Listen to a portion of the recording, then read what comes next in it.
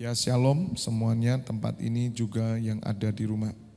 Mari saya lanjutkan tentang pengajaran pahlawan iman.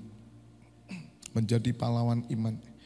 Kita masih membahas tentang bagaimana kemarin minggu lalu kita belajar mati dalam Tuhan, mati karena Tuhan, mati untuk Tuhan. Kita sudah belajar mati dalam Tuhan. Jadi Bapak Ibu Saudara, kita mencapai pahlawan iman. Dan pahlawan itu ketika kita mendapatkannya yaitu waktu kita mati. Tapi mati yang bagaimana? Yaitu mati dalam Tuhan. Mati dalam Tuhan ya, saya kasih tanda salib. Nah kita sudah belajar mati dalam Tuhan. Kita buka Filipi 1. Filipi 1.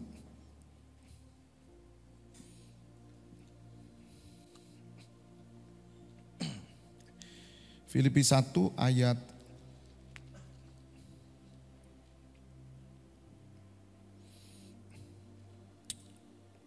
19, karena aku tahu bahwa kesudahan semuanya ini ialah keselamatanku oleh doamu dan pertolongan Roh Yesus Kristus. Kita sudah belajar kemarin bagaimana Roh Kristus ditaruh di dalam hati kita supaya kita bisa hidup sama seperti Kristus ya. Dan saudara semua minggu juga belajar bahwa Roh Kudus itu, roh yang ada di dalam Tuhan Yesus diberikan supaya saudara memiliki iman Kristus dan saudara berjalan sesuai dengan apa yang Tuhan Yesus lakukan. Ayat 20, sebab yang sangat kurindukan dan kuharapkan ialah bahwa aku dalam segala hal tidak akan beroleh malu melainkan seperti sedia kala, demikian pun sekarang Kristus dengan nyata dimuliakan dalam tubuhku. Minggu lalu kita sudah belajar bahwa tubuh kita ini ya sangat penting.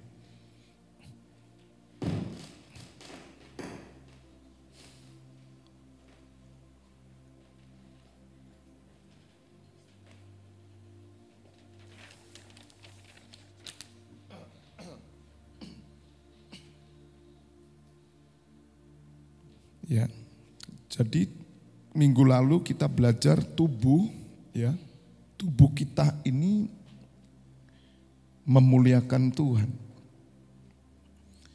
Jadi bukan cuman hati kita, tapi tubuh kita.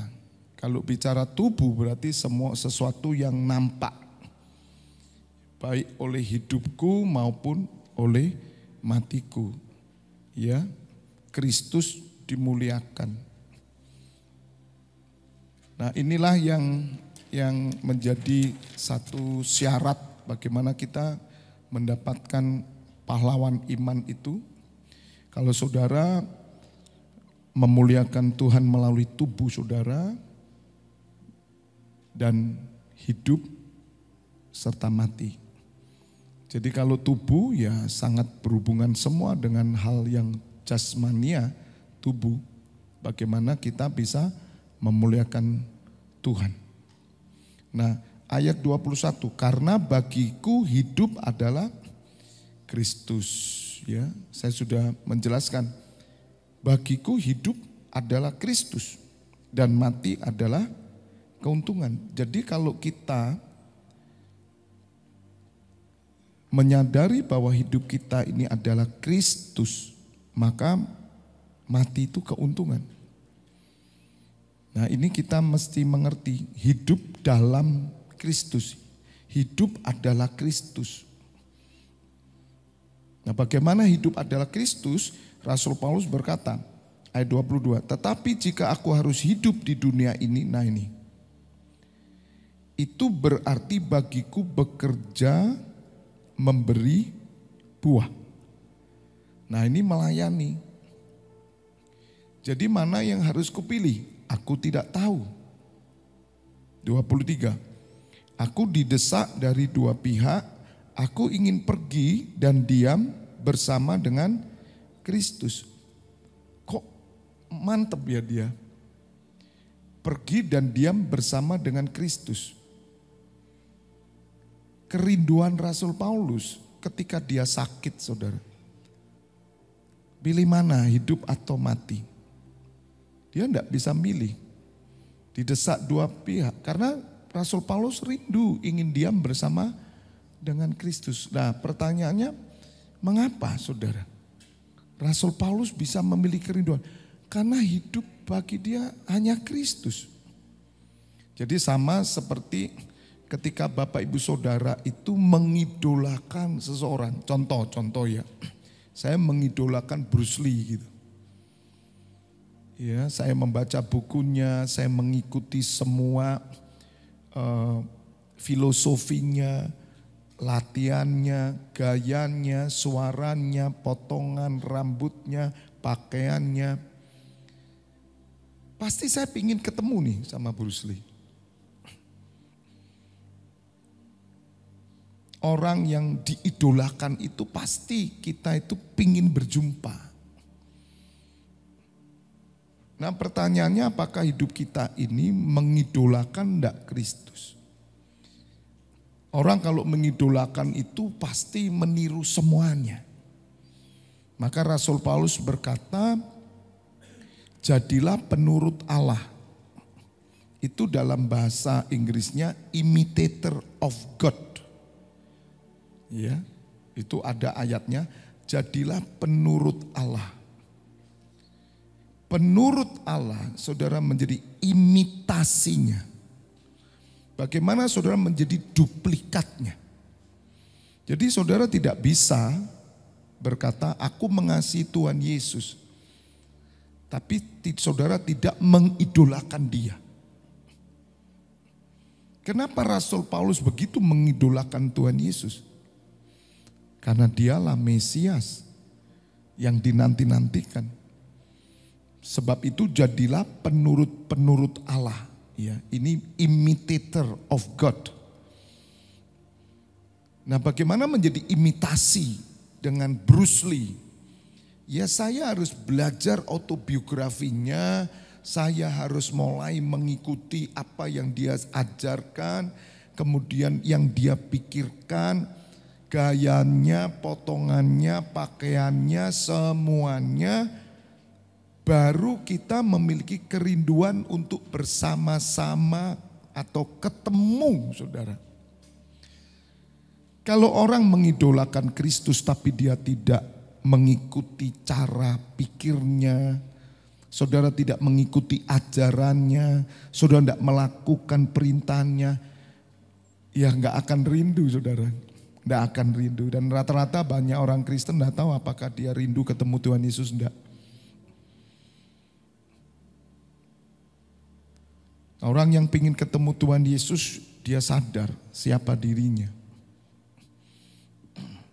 Maka itu dikatakan di Filipi 1 kembali. Jadi aku harus hidup di dunia ini, itu berarti bagiku bekerja memberi buah. Jadi mana yang harus kupilih aku tidak tahu. Aku didesak dua pihak, aku ingin pergi diam bersama dengan Kristus, itu memang jauh lebih baik. Ya. Jadi kalau aku hidup nih, ya aku harus memberi buah. Buah dari apa, saudara? Ya buah daripada apa yang saudara idolakan. Makanya Tuhan Yesus mengumpamakan bahwa aku adalah pokok anggur. Kamu adalah ranting-rantingnya.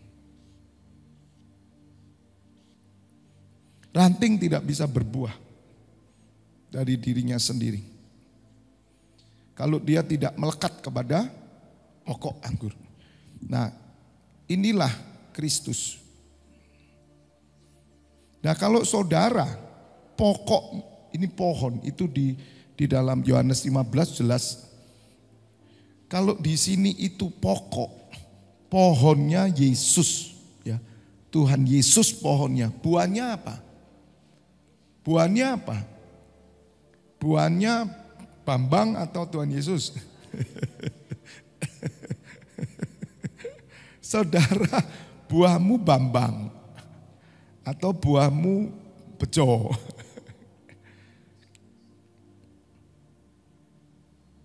Maka Tuhan Yesus itu tidak bisa ditipu.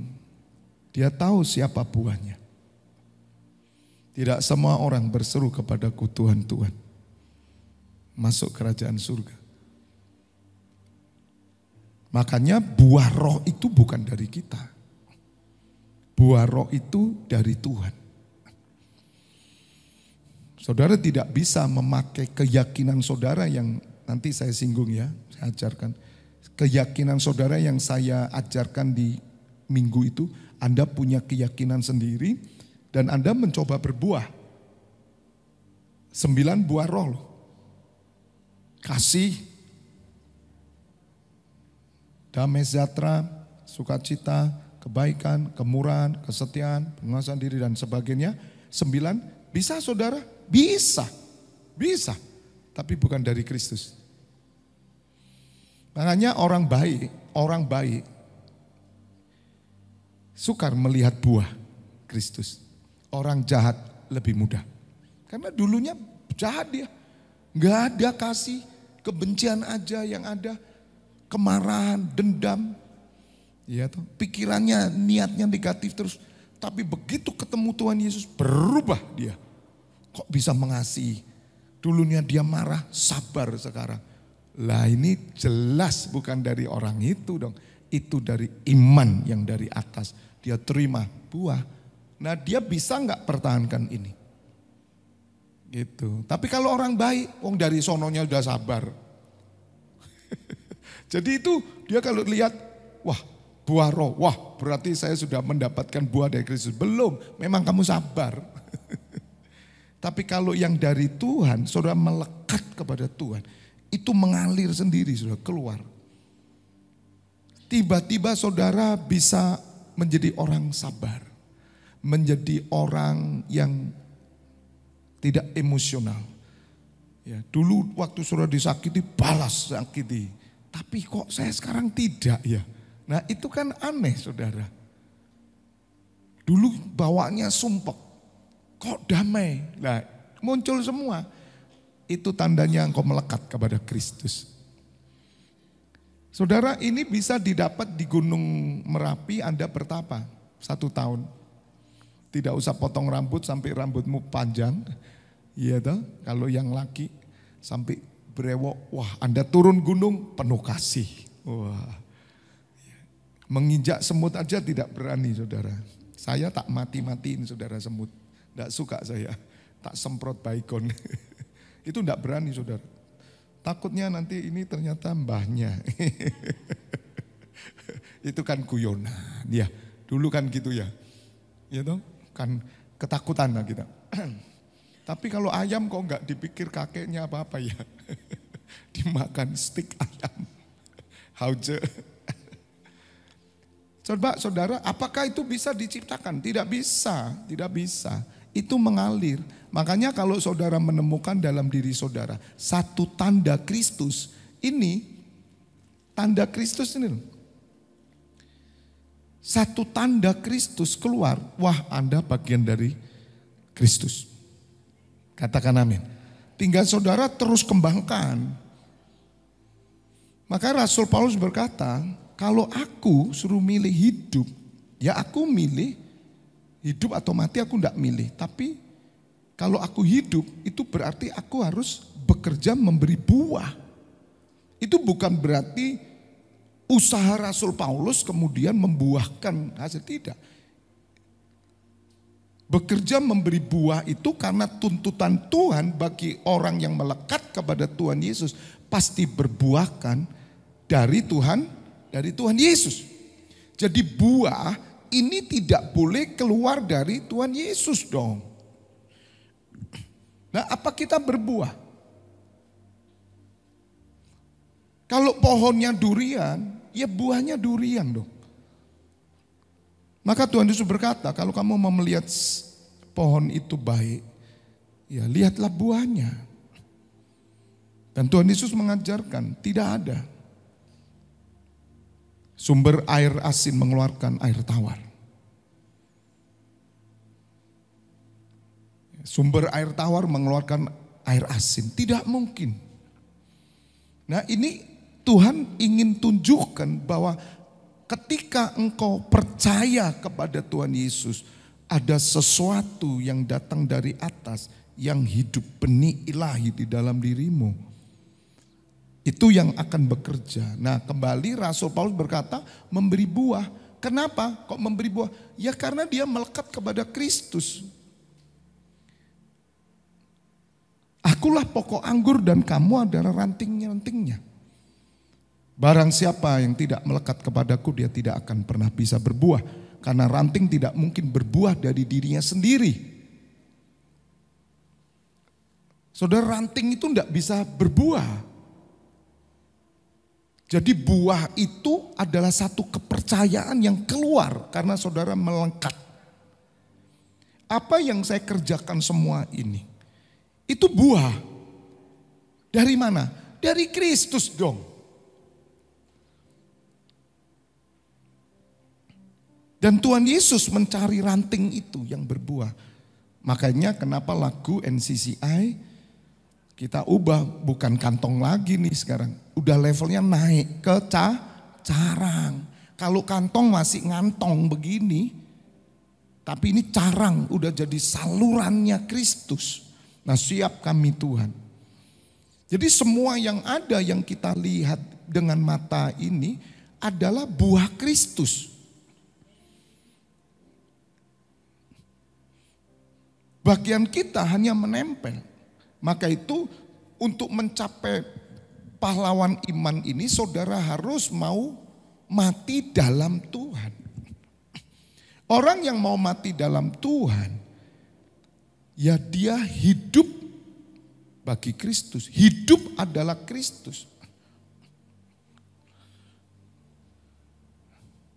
Akulah pokok anggur dan kamulah ranting-rantingnya. Barang siapa tinggal dalam aku dalam dia, ia berbuah banyak. Sebab di luar aku kamu tidak dapat berbuat apa? Di luar aku. Di luar Kristus. Jadi pelayanan yang kita lakukan itu karena siapa? Karena kehebatan kita atau karena Kristus? Karena Kristus. Tapi bagian kita apa? Menempel. Makanya orang yang melekat sama Tuhan pasti berbuahkan pelayanan, berbuahkan buah roh. Tidak mungkin tidak. Apa yang dilakukan Tuhan Yesus, dia lakukan. Maka Tuhan Yesus berfirman, barang siapa percaya kepadaku, dia akan melakukan pekerjaan yang aku lakukan. Apa pekerjaannya Tuhan Yesus? Jual heci, OT-OT. Apa pekerjaan Tuhan Yesus? Apa pekerjaan Tuhan Yesus? Melayani Tuhan, melayani Bapanya. Melalui apa? Menyatakan kuasa, mendoakan orang, menjangkau jiwa-jiwa, memberitakan kerajaan Allah, menjangkau murid-murid. Dia mempersiapkan 2000 tahun ke depan akan terjadi, muncul JKI, FLTF Church, akan muncul seorang yang akan berdiri NCC Internasional. Itu sudah disiapkan Tuhan Yesus dengan rasulnya. Katakan amin. Juga muncul setiap imam-imam di tempat ini. Saudara sudah ditetapkan oleh Tuhan Yesus dan dia sudah melihat akan ada nanti di Janti dan habis ini pindah Langsa pasti ada juga. Itu semua sudah didesain. Yang percaya katakan amin. Hidup kita sudah didesain kok sama Tuhan. Bagi rancangannya loh ya. Apakah rancangan Tuhan bisa gagal Pak dalam hidup kita? Tidak bisa, rancangannya tidak bisa gagal. Yang gagal kamu. Maka saya nggak mau gagal saudara. Ya saya harus nempel terus. Maka idolakan Tuhan Yesus dong. Kalau saudara sudah mengidolakan Tuhan Yesus, kamu pingin seperti yang Tuhan Yesus lakukan. Tuhan Yesus pagi-pagi benar. Dia sudah berdoa kepada Bapanya. Saudara rindu, dia bersekutu terus. Nah, apa yang diajarkan 3,5 tahun kepada murid-muridnya ditulis semua di Alkitab. Jadi sekali lagi kalau saudara cinta Tuhan Yesus, Anda tidak cinta Alkitab, Anda tidak bisa hidup dalam Tuhan. Sebagaimana yang saya ajarkan bahwa target kita adalah saudara kita ingin mendapatkan mahkota dan itu untuk kita berikan nanti kepada siapa? Tuhan Yesus. Kita mau membalas kasih Tuhan itu dengan ini. Saya tuh pingin saudara. Nanti kalau ketemu Tuhan Yesus bawa sesuatu gitu loh.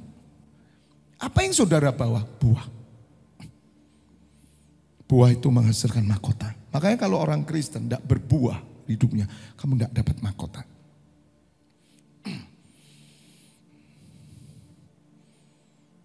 Kalau kita hanya untuk masuk surga, wah rugi saudara, rugi. Saudara tidak akan bisa menulis seperti apa yang Rasul Paulus tulis. Makanya saya berani berkata, harusnya kalau Alkitab ini tidak dikanonkan, maka akan muncul kitab Fabianus. Ya, akan muncul kitab nama saudara. Tapi tidak sembarang ditulis loh saudara. Kalau hidupmu tidak dalam Tuhan. Dan bagaimana engkau menulis apa yang kau tulis? Apa yang kau tulis? Anda tidak bisa nulis. Tidak bisa saudara cari di Google gitu. Tidak bisa. Ini hidupmu bersama Tuhan Yesus. Saudara bisa keluarkan semua menjadi satu tulisan yang diilhamkan oleh Roh. Maka saudara harus punya kitab dirimu sendiri dong. Ada itu. Coba toh kitab saudara yang kamu tulis apa? Hah? Yang saudara tulis itu loh apa? Surat Fabianus. Yang ditulis apa? Bisa nulis enggak? Nah kalau kamu enggak punya cerita bersama Tuhan, yang kamu tulis apa? Paling kitab harian saudara. Enggak bisa. Saya bisa menulis saudara. Seperti Rasul Paulus dan saya yakin Bapak Ibu Saudara. Karena setiap murid Tuhan Yesus, dia akan menghasilkan kitab. Saudara percaya enggak? Tolong buka ayatnya. Kamu adalah surat Kristus. Ayo. Harusnya punya. Paling enggak saudara tulis kitab saudara nanti untuk anak menantu cucu saudara. Makanya orang yang menulis buku rohani itu bukan karena dia cari referensi, bukan. Saya tuh tidak pernah belajar tentang jurnalis, tidak pernah belajar tentang bagaimana menulis. Saya dulu waktu SMP, saya itu kan dekat sama teman saya. Teman saya ini kayak modelnya Habibie gitu loh, tapi ganteng, teman saya ganteng. Maksudnya bapaknya itu kutu buku, anaknya juga sama. Dia itu waktu masih SMP dia sering tulis karangan-karangan dikirim, itu di majalah dulu itu Bobo. Saudara tahu Bobo? Masih yang lama ya tahu Bobo. Kenapa majalah Bobo kok B ayo? Ya majalahnya kan B.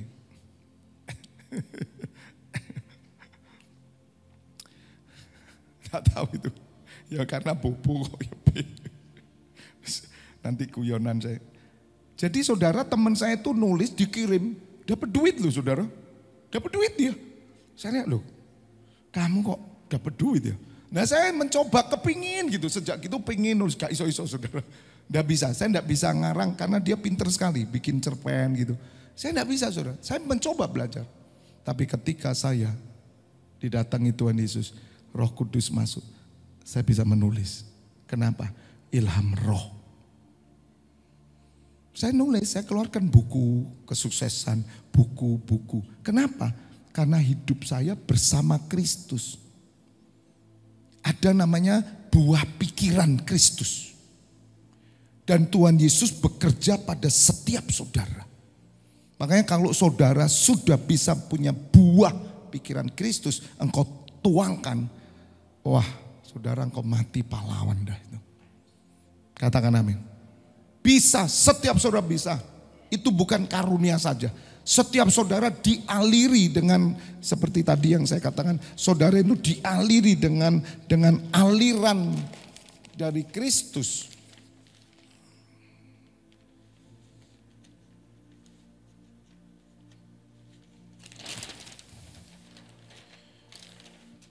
Saudara dialiri dari pohon ini, mendapat nutrisi. Itu tidak hanya saya, oh karena Pak Wibi karunia nulis buku. Rasanya tidak. Kalau surat Kristus itu bukan karunia, bukan lagi. Bukan. Kalau nyanyi itu saya percaya itu karunia ya, nyanyi. Nah saya juga tidak bisa nyanyi yuk dulu, sama sekali saudara. Tapi karunia diberikan. Ya, karena telah ternyata bahwa kamu adalah apa? Surat Kristus. Berarti kan surat Fabianus juga keluar dong. Yang ditulis oleh pelayanan kami, ditulis bukan dengan tinta tapi dengan roh dari Allah yang hidup.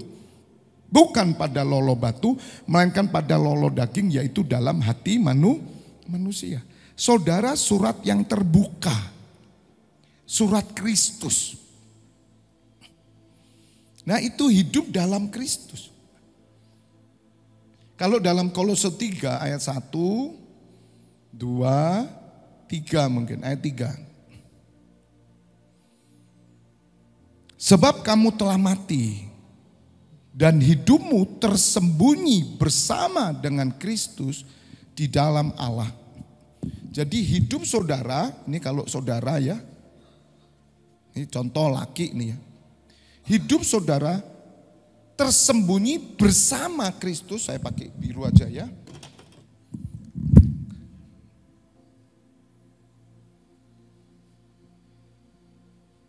Supaya saudara bisa bayangkan. Hidup saudara tersembunyi bersama Kristus. Jadi saudara bersama Kristus tersembunyi ini. Loh. Nanti saudara. Tersembunyi itu saudara benar-benar di dalam Kristus. Kristus dalam saudara. Bersama dengan Kristus di dalam, ini lebih besar ya. Dan ini Bapa, Allah Bapa. Waduh saudara, dahsyat saudara. Anda dikitari dengan kuasa dari surga. Bukan cuma dari luar, di dalam dan di luar. Yang di dalam Anda bersama Kristus, di luar dalam Bapa. Amanda, siapa yang bisa melawan saudara?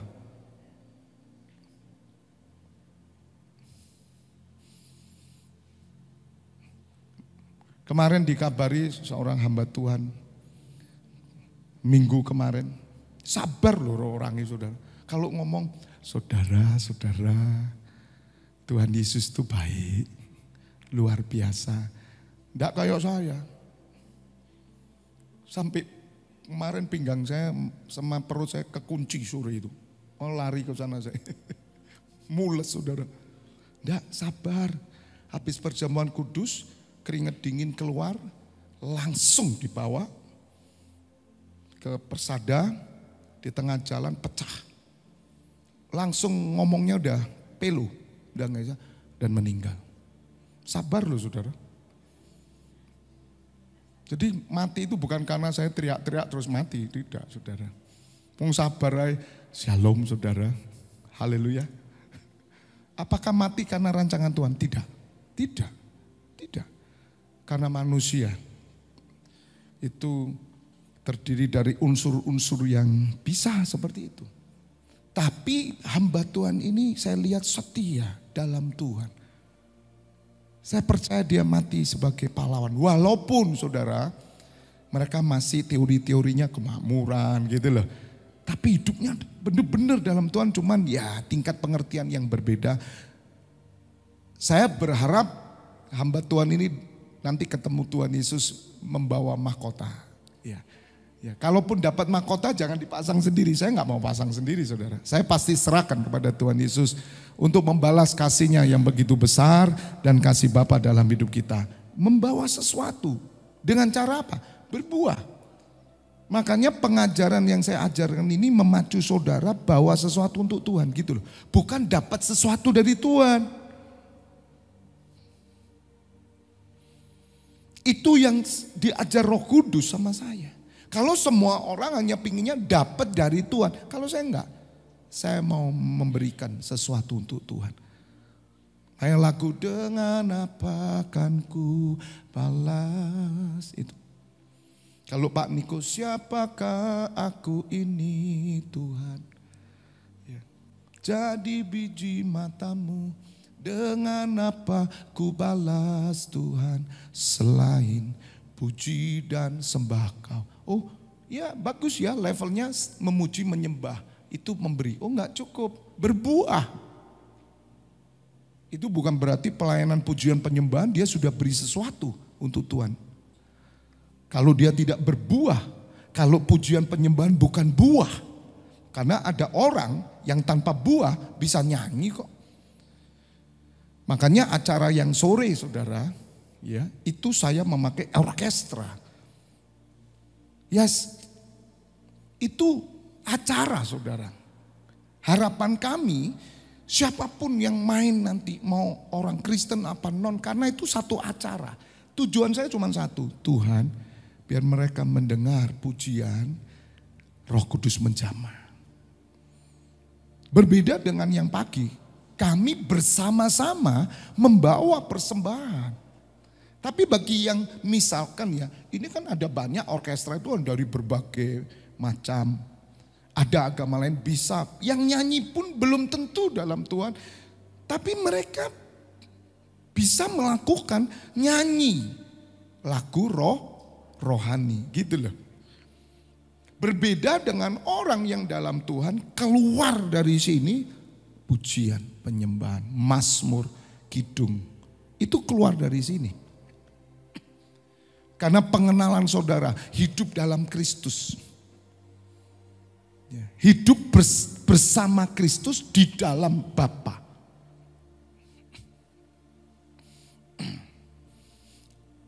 Jadi Bapak Ibu Saudara, bagaimana kita mati dalam Tuhan?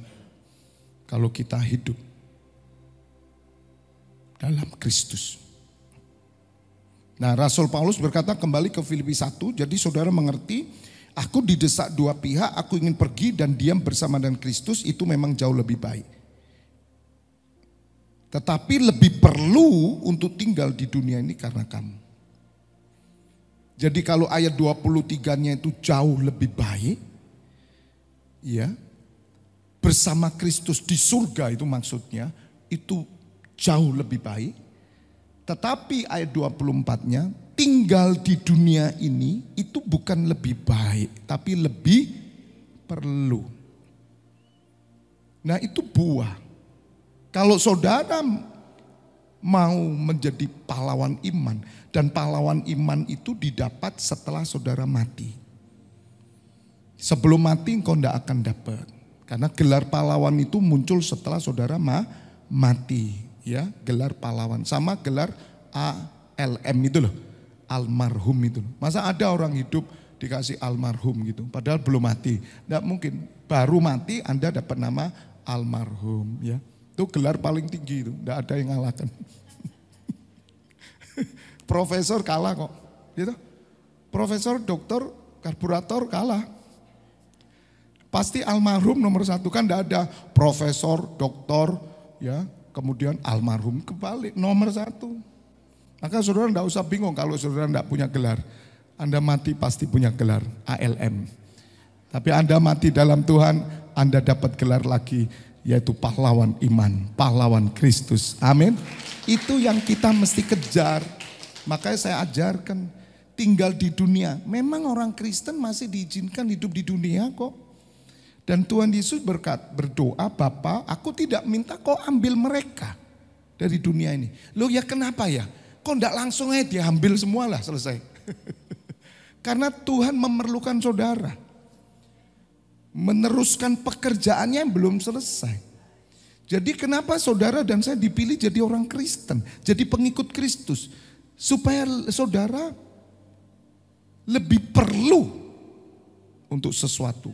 Makanya dalam kemarin 2 Timotius 1 ayat 8 ya, dikatakan bahwa dia yang memanggil kamu dengan panggilan kudus. Ya. 2 Timotius 1 ya. Ayat berapa? 8 ya. Mencoba hafal. Bukan. Jadi jangan malu. 9-nya. Dialah yang menyelamatkan kita dan memanggil kita dengan panggilan kudus. Bukan berdasarkan apa? Perbuatan kita. Ya, itu karena kita pada awalnya ya saudara ini, artinya bukan berdasarkan perbuatan kita itu bukan setelah percaya loh saudara, bukan. Sebelum Anda percaya, Anda orang yang hina, Anda yang tidak berguna, Anda yang penuh dosa, dipilihnya bukan berdasarkan perbuatan dan dosa saudara. Melainkan berdasarkan apa? Maksud dan kasih karunia sendiri. Jadi ayat ini bukan untuk orang yang sudah percaya, bukan. Rasul Paulus menjelaskan Timotius, kamu dulu kan berdosa, kamu dulu yang hina, tidak layak. Nah Tuhan memanggil kamu bukan berdasarkan perbuatanmu, tapi dengan maksud dan kasih karunia. Jadi ada maksudnya. Jadi saudara harus mengerti hidup saudara itu ada maksudnya. Nah maksudnya siapa? Ya maksudnya Bapa di surga. Bapak punya rencana. Rencananya apa? Supaya saudara menjadi serupa dengan Kristus.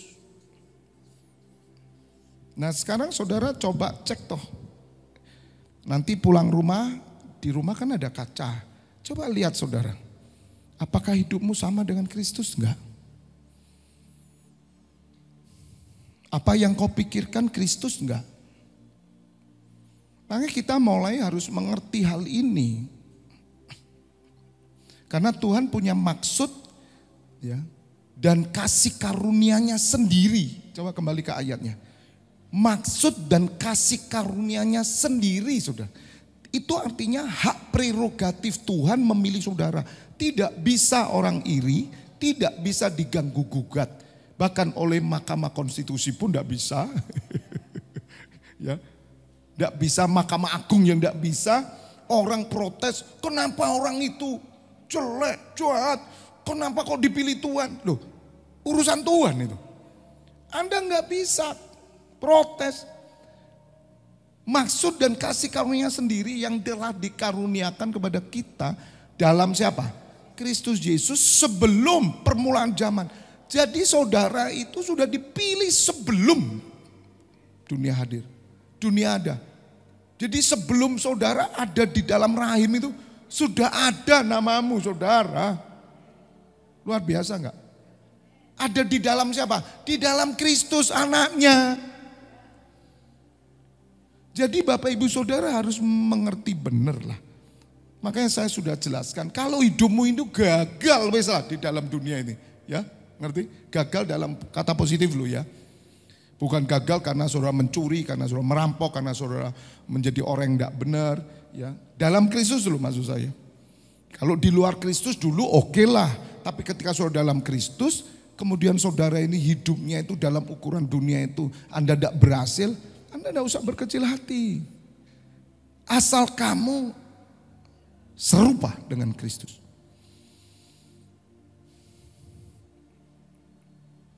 Karena semua rasul-rasul Tuhan Yesus dalam ukuran hidup dunia tidak ada yang berhasil. Karena mereka tidak mau hidup di dunia. Karena mereka hanya punya tujuan aja. Nah Bapak Ibu Saudara harus mengerti ini. Jadi kalau saudara hari ini tanda kutip ya dituntut hidup dalam Kristus. Jangan berontak. Jangan saudara melawan. Jadi saya ini tidak salah loh saudara. Yang setuju katakan amin. Saudara tidak bisa berkata salibkan Fabianus. Tidak bisa. Wong saya ini berusaha membawa saudara hidup dalam Kristus. Supaya saudara ngerti. Karena saudara kan belum kan tidak disalib, tidak dicambuk. Saudara tidak diludahi, tidak dihina. Tapi saudara harus taat akan ajaran Kristus yang diajarkan para rasul. Janganlah kamu menjauh diri dari pertemuan-pertemuan ibadahmu. Lah saudara kan sudah mengikuti semua. Jadi nanti kalau ketemu rasul-rasul ya toh, Saudara adalah, wah ini buah. Saudara juga buah dari rasul, saudara buah dari Tuhan Yesus. Maka semuanya akan mendapatkan mahkota kehidupan. Lah kalau saudara Tuhan ngelihat rasul aja enggak nemu, enggak ada itu Tuhan. Makanya Rasul Paulus berkata, hendaknya kamu taatilah pemimpin-pemimpinmu. Taatilah Allah, taatilah orang yang berusaha keras membawa kamu untuk kamu hidup berkenan. Bapak Ibu Saudara, ini loh yang saya ajarkan bahwa roh agamawi ini harus dihancurkan. Jangan saudara merasa bahwa saudara terpaksa. Tidak, bersyukur saudara. Karena saudara dituntun pada kebenaran. Katakan amin. Meskipun kamu mengurangkan segalanya, meskipun kamu mengurangkan waktumu, tapi kamu harus ngerti sekarang. Katakan amin. Jadi ada maksudnya saudara. Ini hidup dalam Kristus. Saya senang sekali ayat ini saudara. Karena hanya orang-orang yang mau siap mati, ketemu aku, rindu ketemu Tuhan. Ya karena saudara jadi imitasinya. Sama. Filipi 1 ayat 24, tetapi lebih perlu untuk tinggal di dunia ini karena siapa? Kamu itu jemaat. Jadi setiap saudara itu harus berguna bagi gereja Tuhan. Saudara tidak bisa mengikut Tuhan untuk diri saudara, tidak mungkin. Tidak mungkin saudara. Kalau orang ikut Tuhan untuk dirinya, kamu belum berbuah. Sejak saya ikut Tuhan Yesus, yang saya pikirkan malah orang lain saudara. Dulu bodoh amat. Apalagi dipercaya Tuhan untuk menggembalakan. Aduh saudara. Tapi kok Pak Baby senang? Karena buah. Menggembalakan itu bukan belajar. Tidak perlu belajar. Tidak perlu sekolah. Karena itu buah. Sama seperti saudara menikah. Tidak ada itu belajar menjadi suami. Belajar menjadi istri. Tidak ada. Otomatis saudara keluar. Karena apa? Buah. Karena saudara sudah dewasa. Tidak perlu sekolah. Ya, sampai ada universitas pernikahan gitu tidak ada. Universitas kok pernikahan. Ngapain? Jadi lucu nikah disekolahkan. Ini gimana nikah kok disekolahkan? Makanya di buku saya tentang strategi mendapatkan jodoh. Ya, itu kan saya tulis. Saya tulis kapan syarat seseorang boleh menikah. Umur berapa? Enggak bingung. Umur berapa seorang boleh menikah? Atau umur berapa seorang boleh pacaran? Sebetulnya pacaran itu satu awal sebetulnya. Ini sudah pernikahan, cuman belum diresmikan sebetulnya. Bukan satu hal untuk mempersiapkan ke pernikahan, tidak. Karena ikatan hatinya roh, ikatan jiwanya itu sudah terjadi waktu dia pacaran. Kecuali pacaran yang sifatnya PDKT, hanya kenal-kenal gimana, selamat pagi, ngobrol. Kalau sudah gandengan tangan, ya itu sudah sah sebetulnya. Mau pacaran lagi apa? Ngerti ya? Jadi Anda kalau sudah gandengan tangan, rangkulan lagi, jangan ngomong itu masih persiapan nikah. Tidak, itu sudah jenjangnya, bedanya belum diresmikan. Makanya langsung diresmikan sudah jadi itu seperti. Nah banyak anak muda enggak ngerti itu. Pikirnya pacaran udah gandengan, udah rangkulan. Tapi enggak mungkin tidak dibangun komitmen, kesetiaan. Kesetiaan sudah dibangun di situ. Enggak bisa. Nah, syarat umur berapa orang boleh menikah? Kan bingung saudara. Nah saya ajarkan itu. Ketika ada spirit bapak bagi seorang pria dan spirit ibu bagi seorang wanita, boleh nikah langsung. Kenapa?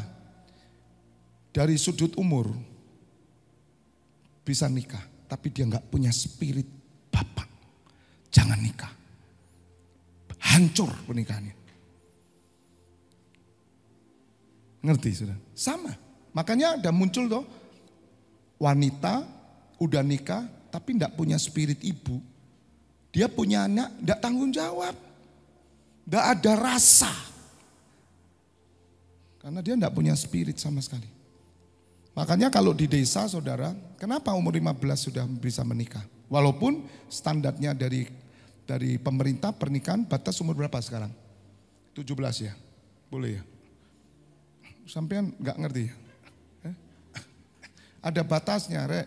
Ya, berapa? 17 ya? 15 enggak boleh ya? Kenapa 15 mereka sudah bisa gendong anak? Karena dia punya spirit ibu. Itu standarnya di situ. Percuma yang 30 nikah, tapi dia nggak punya spirit bapak sama ibu. Percuma, nikahnya hancur. Karena nggak punya responsibility. Tapi ketika seorang anak lihat, wah spiritnya udah muncul ini, ibu. Udah ada, jadi enggak bisa dipaksa. Kalau di bawah 12 tahun, ya jelas enggak mungkin toh. Masa umur 5 tahun udah punya spirit ibu gitu. Bagaimana mungkin? Maaf saudara, wong menyusui aja belum ada kok. Maka saya selalu berkata gini, kamu mau nikah? Kamu mau pacaran? Sudah siap nyusui enggak? Oh, Om jangan ngomong gitu Om. Loh, saya tanya dulu, siap nyusui enggak kamu? Makanya anak-anak kecil yang masuk gua ya toh mau pacaran, tanyai. Kamu siap enggak? Jangan cuman seneng-seneng toh, waduh film Korea. Ditiru, mimpi-mimpi warek sih. Umur 12 tahun. Kamu siap jadi bapak? Wah ya enggak mau. Loh kok pacaran? Jangan. Loh tapi kalau Anda siap jadi bapak, Anda pacaran, ketemu orang perempuan yang siap, enggak usah tunggu lama. Tuh 3 bulan tak berkati langsung kawin. Gratis di sini, enggak usah pesta. Makan pecel Mbak Inul beres. Amin. Pokoknya yang mau nikah sudah punya spiritnya nyusui sama bapai, membapai. Udah datang sini tak berkati nikah selesai. Mesti jadi apik mesti. Tapi senengannya mainan tok, ngegame, pacaran. Waduh saudara, orang kayak gini buyar lek kawin saudara. Dan saya pernah memberkati orang karena hamil duluan saudara. Bagaimana? Masih SMP, masuk SMA. Begitu setelah nikah, pecah saudara, langsung pecah. Kenapa saudara? Spiritnya belum sampai sana. Ya, maka itu yang saya ajarkan ke anak-anak muda. Saya menulis tentang bagaimana seseorang memiliki spirit yang benar. Nah, kembali Bapak Ibu Saudara, demikian juga ketika saudara memiliki spirit Kristus, ada buah keluar. Pelayanan itu tidak bisa dipaksa. Dan tidak usah dipaksa. Sama seperti orang nikah kok dipaksa loh. Dia tidak bisa. Jangan dilihat dari sudut umur nikah itu. Enggak. Dari kedewasaan dia. Makanya kalau saudara benar melekat kepada Kristus, engkau punya buah yang keluar. Nah kalau sudah ada buah yang keluar dari hidupmu melayani, yang dari Kristus, bukan karena saudara melihat, waduh enak ya pelayanan ya tampil, waduh dilihat banyak orang, keren, itu anak muda dibangun untuk yang namanya penampilan diri, ya, wah dilihat pakai sepatu bagus, wah kelihatannya di mimbar. Yang kamu lakukan itu dari mana? Dari mana kamu? Tipis banget. Kamu melayani karena apa? Karena kamu melekat ke Kristus. Doa aja enggak pernah. Baca Alkitab enggak pernah. Tapi tampil saudara. Karena apa? Keren nih Om. Apalagi gerejanya gede saudara. Ya, orang naik ke atas podium ini tidak gampang. Tapi kalau Anda bisa naik, Anda jadi artis rohani. Lah yang nonton 20.000. Tapi tipis sekali itu. Kamu naik ke atas mimbar itu karena buah atau karena kedaginganmu.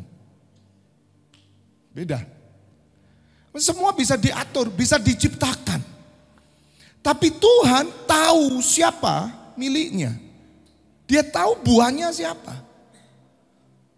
Makanya kalau pelayanan dibentuk di satu gereja, satu program yang mengasihkan, banyak yang muncul, apalagi anak-anak muda. Kok rame gereja teman? Ya tampil kok. Siapa enggak senang? Saudara enggak pernah ada di atas stage. Saya kan ngalami sejak saya lahir baru, procol. Tuhan taruh saya di stage. Saya ngerti panggung saudara. Tapi saya bersyukur saya naik karena buah yang keluar. Hasilnya begini. Tapi kalau yang keluar itu karena daging, dia tidak punya hidup Kristus. Diajak doa, sulit. Padahal WL, loh aneh enggak? Pemusik, semua di mimbar, ajak doa, wangel. Pengajaran sulit. Kenapa? Bukan buah. Penampilan. Dan itu yang saya lakukan dulu sebelum saya ketemu Tuhan Yesus. Saya jadi pelayan altar, saya ngelayani pastor. Apa buah Pak itu? Bukan. Ya pingin wae. Karena saya enggak ngerti. Persekutuan Pak, persekutuan. Doa sama, doa lingkungan. Doa, apa buah? Bukan. Kenapa? Ya pingin wae. Walaupun itu ada dalam rancangan Allah juga. Tapi yang saya lakukan bukan buah. Karena saya tidak punya hidup Kristus. Yang saya punya pelayanan. Beda. Bisa ngerti? Apa sukarnya pelayanan? Sama seperti saudara main drama. Apa sulitnya? Saudara main drama Natal gitu ya. Jadi pendeta gitu. Gampang toh? Tinggal dikasih putih-putih gitu baju. Macak wibawa. Udah pendeta. Karena tampilannya harus jadi pendeta. Tapi apakah hidupmu pendeta? Belum tentu. Nah itu loh saudara. Makanya kenapa dikatakan lebih perlu untuk tinggal di dunia ini karena kamu. Kamu itu siapa? Jemaat. Jadi kalau saudara mau hidup dalam Tuhan, hidupmu itu untuk gereja. Udah enggak ada lain. Hidupmu bukan untuk di luar gereja. Ya udah Pak, doakan Pak mulai besok saya mau hidup selibat dan saya tidak akan melakukan yang lain. Saya mau hanya melayani Tuhan. Wow, siap, monggo ikut saya sekarang. Itu surga tepuk tangan. Makanya saya bilang sama Lia kalau kamu dipanggil cepet ke sini. Karena saya cari orang yang mau hidup untuk Tuhan. Makanya mati dalam Tuhan, mati untuk Tuhan, mati karena Tuhan. Karena sudah tahu, jadi Pak, aku mau hidup untuk Tuhan saja. Terus kamu enggak kerja? Enggak kerja Pak. Terus kamu enggak perlu apa? Tidak Pak. Udah membiara tinggal di sini. Udah. Yang penting kamu hidup untuk Tuhan. Iya. Terus itu bagus Pak. Super bagus. Sebetulnya kita yang kerja kalah dengan mereka. Jujur. Kita masih kotor. Pokok orang like hubungan ambek dunia ya.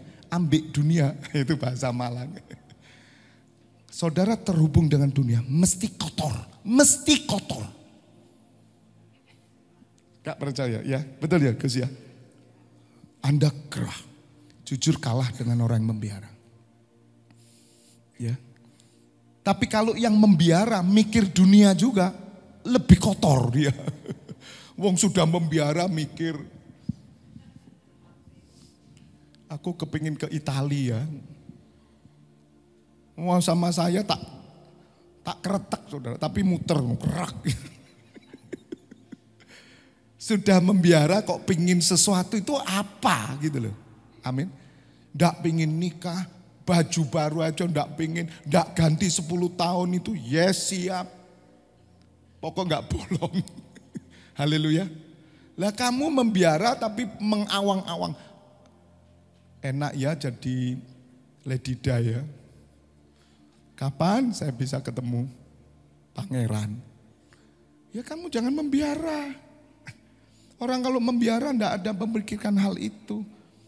Makanya surat Kolose berkata pikirkan perkara di atas. Jangan yang di bumi. Loh, salah apa enggak itu? Kalau salah nanti ngomong sama Tuhan Yesus. Ini ayat salah Tuhan, robek aja. Coba Kolose 3, pikirkan perkara di atas. Pikirkanlah perkara. Yang ayat pertamanya, oh jika kamu dibangkitkan dengan Kristus, ayat pertamanya. Dibangkitkan bersama dengan Kristus, carilah perkara yang di atas. Cari. Ketemu nih perkara di atas, kita tahu nih. Ya.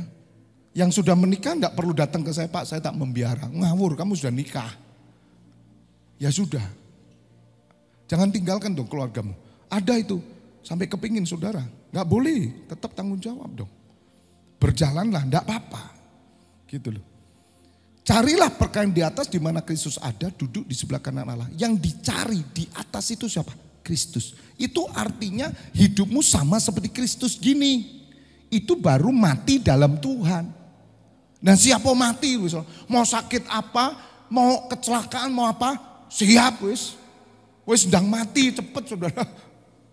Kamu ketemu Tuhan Yesus. Langsung, sebab saudara duplikatnya. Nah ayat 2 firman Tuhan berkata apa? Ayat 2, pikirkan perkara yang di atas bukan yang di bumi. Coba kita semua mikirkan apa? Ayo, di bumi toh? Jelas di bumi. Makanya orang yang tidak menikah, dia mikirkan memusatkan perhatiannya kepada siapa? Tuhan. Orang yang menikah, dia harus membagi. Dia harus bertanggung jawab. Makanya Rasul Paulus berkata, orang yang tidak menikah itu apa? Rasul Paulus bilang orang yang menikah itu baik gitu ya.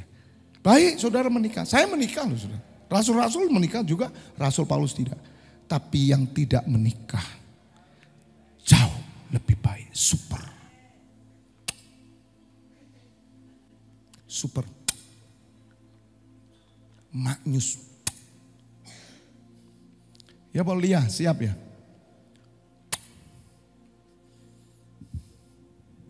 Kowe ojo Van, wah bro.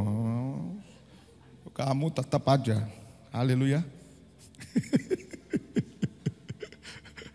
Soalnya sudah Kristen lama dia. Terus 3. Sebab kamu telah mati dan hidupmu tersembunyi bersama dengan Kristus di dalam Allah. Pikirkan terus perkara di atas, jangan di bumi. Gak bisa. Kita yang kerja, yang mikirkan kerja juga. Terpecah jadi 2. Tapi gimana Pak? Gak apa-apa. Layani Tuhan dengan benar. Maka itu saudara harus pintar. Pakai pekerjaan itu di bawah saudara. Jangan di atas saudara. Meskipun saudara sudah menikah, tapi hati saudara tetap seperti saya. Sama. Apa saya enggak mikirkan yang di bumi? Ya mikirlah. Mikir juga. Tapi itu yang dimaksud Tuhan adalah fokusnya itu kemana saudara? Arah hidupmu. Nah ini sebab kamu telah mati. Sebetulnya kita semua telah mati. Dan hidupmu tersembunyi bersama dengan Kristus di dalam Allah. Rasul-rasul kenapa menikah? Karena dipanggil waktu sudah menikah. Iya toh? Rasul-rasul itu sudah menikah semua. Cuma Rasul Paulus bujangan. Tapi Rasul Paulus memilih untuk Tuhan. Karena ada orang tidak menikah memang ditentukan dari rahim ibunya. Tidak pingin kawin saudara. Tidak mau, tidak ada tertarik. Itu sudah ditakdirkan, itu ada. Ada saudara. Dan tidak tertarik sesama, artinya lawan jenis, tidak tertarik. Apalagi sesama jenis kalau sekarang. Tidak ada mikir itu. Ada, itu ditentukan. Itu Tuhan Yesus sendiri yang berkata di surat Injil. Tapi ada orang yang tidak menikah karena Tuhan. Dan ada orang yang tidak menikah karena sesuatu yang dia kejar. Contoh kayak orang jadi guru. Itu karena sibuk terus udah gak mikir nikah sampean saudara. Jadi keputusan kita. Sebetulnya kita ini udah mati. Jadi sangat relevan kalau orang Kristen. Semua orang Kristen tidak menikah itu relevan. Tapi kalau sudah terpanggil kayak saya sudah menikah, ya tetaplah menikah. Tapi pikirkan yang di atas. Jangan dibalik. Mikir di bumi, Tuhan Yesus yang ditarik ke bumi. Untuk pekerjaan bisnisnya, politik lah apapun. Semua gak ada saudara. Udah itu kapitalis semua. Menurut saya itu gak sesuai dengan apa yang saya kejar mencari Tuhan. Nanti minggu ya. Saya ini mau saksi lewat pujian ya, supaya bisa dipakai di WOTS. Saya senang satu lagu, itu yang dari dulu waktu SMA saya senang lagu ini. Lagunya itu, judulnya itu yang orang-orang lama pasti ngerti. Judulnya Have You Ever Seen the Rain? Itu saya suka lagu itu saudara. Sangat suka. Tidak ada yang tahu ya? Have you ever seen the rain? Have you ever seen the rain? Tidak ada yang tahu ya? Nggak tahu ya saudara? Oh, nggak ada yang tahu ya saudara? Tahu dong? Tahu ya? Itu lagu enak saudara. Nah itu muncul saya ingin menyaksikan melalui lagu itu. Wow, nanti lah. Saya tunjukkan, cari Have You Ever Seen the Rain. Nah itu nanti saya mau saksi di sana dengan lagu itu. Apa kok ngomong lagu mang ya? Lali aku. Hubungannya apa ya? Saudara kembali, ojo dilangi ayat itu. Saya tuh kadang begitu saudara. Udah ngomong, ayatnya tadi di mana? Sebab kamu telah mati dan hidupmu tersembunyi bersama. Jadi kalau saya sudah menikah ya sudah. Ya tetap jalani saja. Tapi saudara harus fokusnya kemana? Saudara mengerti? Nah maka ini yang ayat terakhir ini yang hebat. Apabila Kristus yang adalah hidup kita. Nah ini. Bagaimana Kristus hidup kita? Ya ini yang saya jelaskan. Rasul Paulus saudara ya dinubuatkan oleh seorang yang punya karunia nabi. Orang ini akan diikat dan mati di Yerusalem. Semua murid-muridnya itu anak didiknya Rasul Paulus, jemaat yang dia gembala, dia bilang jangan pergi. Loh kok kamu melarang aku? Mati di Yerusalem itu yang aku suka. Sampai akhirnya mereka berkata jadilah kehendakmu. Kenapa saudara? Karena Rasul mengejar kematian dalam Kristus. Dia bangga saudara. Petrus, Tuhan Yesus sendiri yang berkata, waktu muda kamu bebas, waktu tua kamu akan diikat. Menyatakan kematian Petrus. Petrus mati untuk Tuhan, disalib. Kalau Paulus karena Tuhan, dia melakukan kehendak Tuhan. Karena nubuatan ditetapkan. Lihat saudara, rasul-rasul menikah semua saudara. Hanya Rasul Paulus tahu kebenaran ini. Dan dia memilih tidak menikah. Memilih. Apa yang kita pilih sekarang? Kita tidak kenal kebenaran sehingga kita tidak bisa memilih saudara. Kita tidak kenal kebenaran. Kita cuma tahu permukaannya saja. Kita tidak tahu intinya. Kalau Anda tahu intinya, Anda akan memilih sesuatu untuk Tuhan. Katakan amin. Kalau saya menjadi gembala, itu bukan karena ambisi Fabianus, tidak. Tapi karena buah yang keluar. Maka apabila Kristus yang ada hidup kita menyatakan diri kelak. Oh, kamu akan menyatakan diri bersama dengan siapa? Dengan dia dalam kemuliaan. Nah, apakah saudara setiap hari sekarang saudara mengerti bahwa hidupmu dalam Kristus enggak? Coba saudara, kita harus mengingatkan diri kita ini terus loh saudara.